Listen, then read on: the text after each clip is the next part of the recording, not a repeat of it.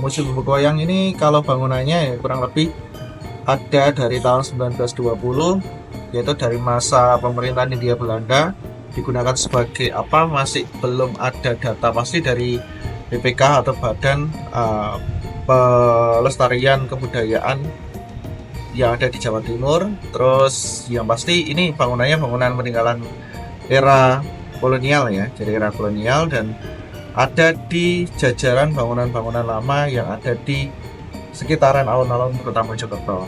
Terus Museum Buku Wayang ini diresmikan dulu pada tanggal 15 Agustus 2015 oleh beliau Bapak Dr. Andes Suyadi almarhum, atau biasa kita kenal dengan nama Pak Raden. Dan beliau ini di sini sebagai Bapak Museum Buku Wayang, maka dari itu di depan kita buatkan bentuk penghargaan beliau berupa patung beliau membawa dua tokoh, yaitu ada si Unyil dan Cuplis.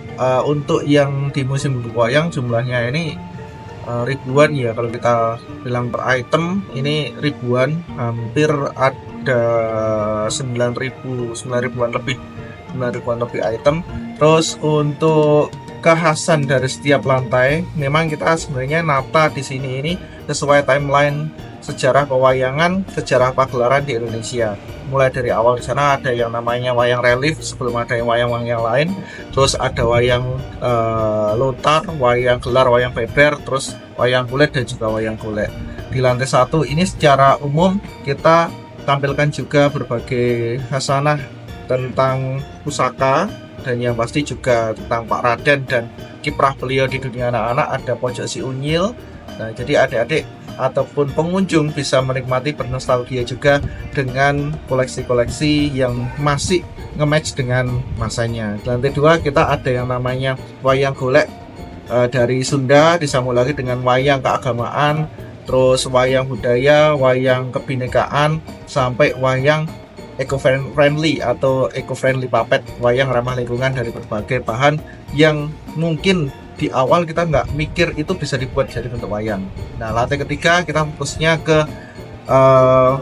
bentuk dari tradisi dari berbagai etnis ya, terutama etnis Tionghoa, terus juga etnis dari Betawi, dimana kita ada namanya wayang golek Betawi, terus ada wayang potehi, disambung juga dengan dolanan-dolanan jadul, mainan-mainan pada masa itu eksis dan masa kini mungkin anak-anak sudah jarang tahu. Dan yang pasti mainan tanpa baterai, tanpa kuota, tanpa listrik bisa membuat tetap bahagia. Teman-teman yang pernah kesini ya, dari pengunjung-pengunjung yang pernah kesini, katanya museum ini si Unyil, katanya begitu, Pak Raden dan si Unyil. Karena memang dari sekian ratus museum, bahkan sekian ribu museum yang ada di Indonesia, tersebar di seluruh daerah di Indonesia dari Sabang sampai Merauke, yang punya koleksi si Unyil jumlahnya memang ratusan. Bahkan ini masih ada belum kita buka juga. Bahkan kalau bisa kita buka sendiri jadi museum si Unyil, jumlahnya bisa ribuan. Ini hanya ada di Museum Buku Wayang, serta bentuk dari biografi Pak Raden, baju-baju beliau, terus buku-buku beliau bisa dinikmati juga koleksinya di Museum Buku Wayang. Museum Buku Wayang merupakan salah satu museum dengan penghargaan MURI, dan mungkin museum dengan penghargaan MURI paling banyak kemungkinan ya, karena kami saat ini sudah ada 9 penghargaan MURI dengan bentuk item yang juga langka, juga banyak, dan juga satu lagi lengkap. Satu ada keris panjang atau keris berdiri atau keris kamardikan bentuk keseimbangan yang bisa berdiri tanpa penyangga, 7 posisi. Nah, itu tadi panjangnya 3,5 meter dari Madura, dari Sumeneb. Terus ada lagi keris terkecil di dunia yang bisa berdiri tanpa penyangga juga, itu panjangnya 6 cm. Nah, keris terkecil di dunia bisa berdiri juga, keris keseimbangan. Terus ada lagi wayang potehi 1000 wajah dengan tokoh lengkap dari berbagai cerita wayang potehi. Terus ada lagi topeng Malangan yang ada di lantai 2, lantai 3. Ini topeng Malangan yang tokoh Ramayana, terus topeng Malangan tokoh Panji, sama topeng Cirebon.